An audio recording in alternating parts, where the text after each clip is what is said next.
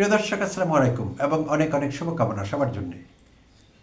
শেক্সপিয়ারের সে বিখ্যাত comedy the taming of the shrew, যার বাংলা অনুবাদে দাঁড়ায় মুখরা রমণী বশীকরণ। তো বাংলাদেশের রাজনীতিতে যে কজন মুখরা রমণী আছেন তাদের কুইন হলেন ব্যারিস্টার রুমিন ফারহানা। এইভাবেই অনেকে বলে থাকেন, ভালোবেসে তাকে বাংলাদেশের মুখরা রমণী বলা হয়। তো রুমিন ফারহানা জুলাই অভ্যুত্থান পূর্ববর্তী সময়ে আওয়ামী লীগ আমলে একসময় সংসদে ছিলেন, বিএনপির একমাত্র মুখপত্র যিনি কথা বলতেন, কথা বলতে তিনি ভালোবাসেন।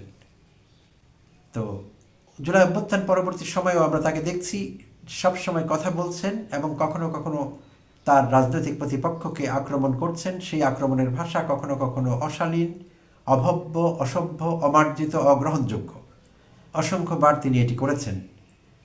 একেবারে বাজে পর্যায়েও কখনো কখনো গিয়েছিল। বিশেষভাবে এনসিপি নেতা হাসনাত আবদুল্লাহকে তিনি যেই ভাষায় আক্রমণ করেছিলেন, তার বিষয়ে যেসব অমার্জিত অগ্রহণযোগ্য উক্তি করেছিলেন, সেই কারণে তিনি আরও বেশি আলোচিত সমালোচিত হয়েছিলেন।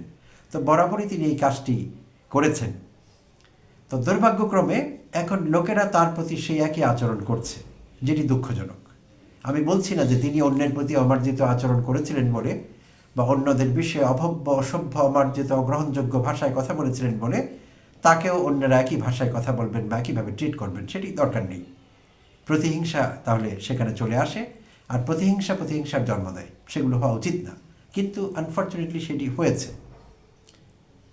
গত 11 জানুয়ারি রোববার ব্রাহ্মণবাড়িয়া জেলার আশুগঞ্জের শরীফপুরে প্রয়াত বিএনপির চেয়ারপারসন এবং সাবেক প্রধানমন্ত্রী বেগম খালেদা জিয়ার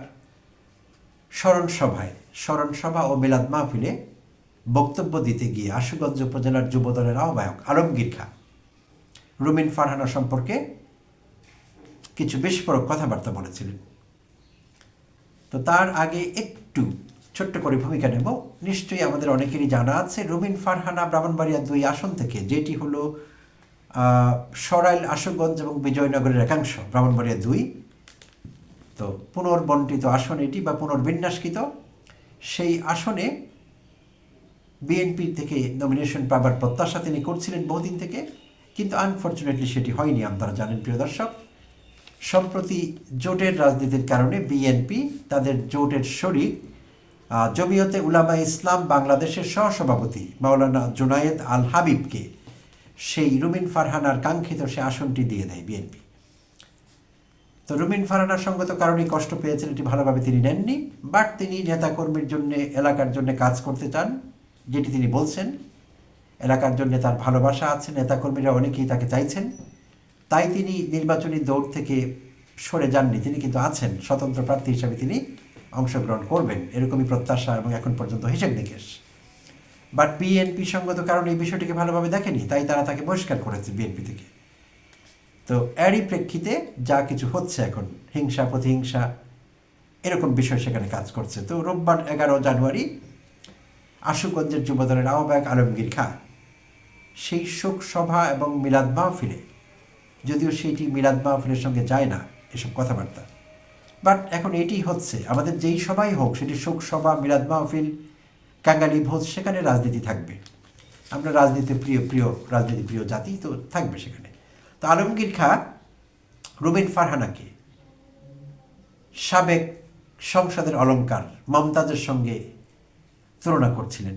মমতাজের সঙ্গে তুলনা করে তাকে নিয়ে আরও কিছু কথাবার্তা বলেছেন, যেটি রুমিন ফারহানার তিনি খারাপ বোধ করেছেন, তার আত্মমর্যাদা আঘাত লেগেছে এবং তিনি নির্বাচনী আচরণবিধির লঙ্ঘন বলে মনে করছেন। তাই রুমিন ফারহানা গতকাল মঙ্গলবার ব্রাহ্মণবাড়িয়ার জেলা প্রশাসক এবং রিটার্নিং অফিসারের কাছে লিখিতভাবে এই বিষয়ে অভিযোগ করেছেন আলমগীর খাঁর বিরুদ্ধে। সেই অভিযোগে তিনি সুস্পষ্টভাবে উল্লেখ করেছেন যে তাকে মমতাজের সঙ্গে তুলনা করা হয়েছে এবং আরও কিছু অকথ্য, অনচ্চার্য কথাবার্তা বলা হয়েছে তার সম্পর্কে, এবং অভিযোগের সঙ্গে তিনি সমাজ মাধ্যমে প্রকাশিত একটি ভিডিও ক্লিপ অ্যাড করে দিয়েছেন। তো এই হলো তার বিষয়। তিনি বিচার চেয়েছেন এবং বলেছেন যে এটি নির্বাচনী আচরণবিধির সুস্পষ্ট লঙ্ঘন এবং এটি চলতে থাকলে নির্বাচন সুষ্ঠু হবে না, এই আশঙ্কা তিনি ব্যক্ত করেছেন। আর এটি স্বাভাবিক। তো রিটার্নিং অফিসার আশ্বাস দিয়েছেন তিনি বিষয়টি খতিয়ে দেখবেন এবং আইন অনুযায়ী ব্যবস্থা নেবেন।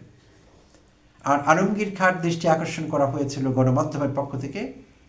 আলমগীর খাঁ বলেছেন যে এটি স্লিপ অফ টাং তার, তিনি তেমন কিছু বলেননি। একসময় রুমিন ফারহানাকে পছন্দও করতেন, এখন হয়তো যেহেতু দলের বাইরে গিয়ে তিনি স্বতন্ত্র থেকে নির্বাচন করবেন তাই হয়তো অপছন্দ করা শুরু করেছেন। তিনি বলেছেন এটি ছিল তার স্লিপ অফ টাং। তার আগে বলে নিয়েছেন, সবাই যে কথাটি বলে থাকেন যে আমাকে কাট করে কোট করা হয়েছে, অর্থাৎ তার কোনো বক্তব্যের অংশ বিশেষ নেওয়া হয়েছে, পূর্ণ বক্তব্য সেখানে আসেনি, খণ্ডিত বক্তব্য, এবং ইচ্ছে করে সেটি করা হয়েছে, এই অভিযোগ তিনি করেছেন, যে অভিযোগটি অনেকেই করে থাকেন। এগুলো আজকাল কমন রিবাটাল, আসলে অভিযোগের বিপরীতে যুক্তি খণ্ডন, যে আমাকে আউট অফ কনটেক্সট নেওয়া হয়েছে, অংশ বিশেষ নেওয়া হয়েছে, ভুল ব্যাখ্যা করা হচ্ছে, ইত্যাদি ইত্যাদি। এগুলো ডিফেন্স মেকানিজম এক ধরনের। তো যাই হোক, আলমগীর খাঁ নিজেকে ডিফেন্ড করবার চেষ্টা করেছেন, আর সেটা তিনি করতেই পারেন। তো এখন কথা হলো মমতাজের কথা যদি ফিরে আসি। মমতাজ একজন সংসদ সদস্য ছিলেন এবং সেটি হ্যান্ডপিকড সংসদ সদস্য, অর্থাৎ রাজনৈতিক দলগুলো তাদের পছন্দ মতো সেই বিশেষ নারী আসনগুলোতে হ্যান্ডপিক করতেন বিভিন্ন জায়গা থেকে তাদের সুবিধা মতো। তো তারা সংসদে গিয়ে কতটা ফাংশনাল থাকবেন, আদৌ সেই মেম্বার অফ পার্লামেন্টের হোম তিনি হ্যান্ডপিকড, কোনো কাজ আছে কিনা, ভূমিকা রাখবার বিষয় আছে কিনা, এগুলো বিবেচনায় অতীতের রাজনৈতিক দলগুলো কখনো নেয়নি। কারণ রাজনীতি ছিল সেখানে মুখ্য, দেশের স্বার্থ, সংসদকে ফাংশনাল রাখা বা যোগ্য প্রতিনিধি সংসদে পাঠানো, এইসব বিষয় বিবেচনায় ছিল না খুব বেশি। আর আওয়ামী লীগের আমলে তো কী ঘটেছে সেটি আমরা দেখেছি, শেখ হাসিনা কী কী করেছেন। তো মমতাজ সিঙ্গার হিসেবে জনপ্রিয় ছিলেন, বাংলাদেশের লাখো কোটি মানুষ তার ভক্ত ছিলেন, সেটি ঠিক আছে। বাট সেই মমতাজকে সংসদে নিয়ে গিয়ে নানা রকম নাটক তৈরি করা হয়েছে, মমতাজ অনেক বিনোদন আমাদের দিয়েছেন বিভিন্ন সময়ে, সেটি আমরা জানি। আর মমতাজের অনেক বক্তব্য, অনেক কথাবার্তা এসেছে, তার লেখাপড়া নেই মূলত। এটি দোষের কিছু না, তিনি সুবিধা বঞ্চিত, অনেক কষ্ট করে বড় হয়েছেন, গান গেয়ে নিজের প্রতিভা বলে সুনাম অর্জন করেছিলেন, এবং খুব সম্ভবত তার নাম্বার অফ অডিও ক্যাসেটস, সেই সময় অডিও ক্যাসেট ছিল মমতাজ যখন গান গেয়ে বিখ্যাত হবার চেষ্টা করছিলেন। তো এইটির সংখ্যার দিক থেকে তিনি বোধহয় গিনেস বুক অফ ওয়ার্ল্ড রেকর্ডসেও নাম তুলতে পেরেছিলেন মমতাজ গান গেয়ে। তো সেই মমতাজ অনেক বক্তব্য অনেক সময় রেখেছেন, কারণ তিনি লেখাপড়া জানতেন না, তার লিমিটেশনস ছিল, তিনি বুঝতেন না কোথায় তাকে থামতে হবে, কোথায় দাড়ি দিতে হবে, কমা বসাতে হবে, তিনি বুঝতেন না। তাই তিনি অনেক বেফাস কথাবার্তা বলেছেন, বিনোদনের খোরাক জুগিয়েছেন বাংলাদেশের লক্ষ কোটি মানুষকে, সেটি ঠিক আছে। কিন্তু রুমিন ফারহানা তো একজন এডুকেটেড মানুষ, অ্যাটলিস্ট বাই ডেফিনিশন একজন ব্যারিস্টার।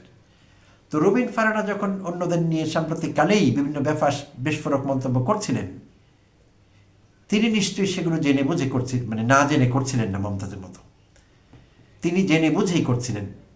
তো জেনে বুঝেও তিনি এইসব বিস্ফোরক মন্তব্য, এইসব অভব্য অসভ্য অনুচ্চার্য কথাবার্তা লোকের সম্পর্কে বলেছেন। তো আর মমতাজ বলেছেন না বুঝে। তো দুজনের মধ্যে এটুকুই পার্থক্য। ইতিপূর্বে আমি আমার চ্যানেল থেকে হাসনাতের বিরুদ্ধে তিনি যখন কথাগুলো বলেছিলেন, সেই অমার্জিত বক্তব্যগুলো আমি প্রতিবাদ করেছিলাম, আমি সেগুলোর বিরুদ্ধে কথা বলেছিলাম। যদিও এক পর্যায়ে রুমিন ফারহানা বাধ্যই হয়েছিলেন, আমি বলবো, হাসনাতের কাছে তিনি অ্যাপোলোজাইজ করেন, ক্ষমা চান। তো বিষয়টি হয়তো সেখানেই থেমে গেছে আশা করছি। তো এখন আমি কিন্তু এই বক্তব্যে এটি বলছি না যে রুমিন ফারহানাকে যা বলা হয়েছে, কিছু কথা তিনি উল্লেখ করেননি, বলেছেন সেগুলো অনুচ্চার্য, তো সেটি জাস্টিফাইড আমি বলছি না, কোনোভাবেই জাস্টিফাই করা যাবে না। একটি অন্যায় দিয়ে আরেকটি অন্যায়কে জাস্টিফাই করা যায় না আসলে। তাই আমাদের রাজনৈতিক দলগুলোর এবং রাজনৈতিক নেতৃবৃন্দের প্রত্যেককে খেয়াল রাখতে হবে, তাদের শব্দচয়ন, তারপর তারা কি বলতে চান, তাদের ভাষা, তাদের বক্তব্য, এগুলো ম্যাটার করে। কারণ রাজনৈতিক নেতা নেত্রী হিসেবে তারা কিন্তু প্রোফাইলে থাকেন, লোকেরা তাদের সবসময় ওয়াচ করেন, অবজার্ভ করেন, সো তাদের প্রত্যেকটি কথা, প্রত্যেকটি শব্দ ম্যাটার করে। আর যদি সেগুলো ঘৃণা ছড়ায়, তাহলে নতুন করে আবার সেগুলো ঘৃণা ছড়াবে এবং প্রতিহিংসার জন্ম দেবে। তো এগুলো ভালো কিছু না। তাই আমাদের সহনশীলতা আরেকটু বাড়াতে হবে, রাজনৈতিক প্রতিপক্ষের প্রতি, প্রতিদ্বন্দ্বী প্রার্থীর প্রতি, প্রতিদ্বন্দ্বী দলের প্রতি সহনশীলতা বাড়াতে হবে এবং আরও বেশি বেশি করে গণতান্ত্রিক আচরণ প্র্যাকটিস করতে হবে। আর যদি সেটি করা যায়, তাহলে রুমিন ফারহানাদের আর রিটার্নিং কর্মকর্তার কাছে এইসব অভিযোগ করতে হবে না, অভিযোগের পরিমাণটি কমে আসবে। প্রিয় দর্শক, ধন্যবাদ সবাইকে সঙ্গে থাকবার জন্যে। আবারও কথা হবে অন্য কোনো এপিসোডে।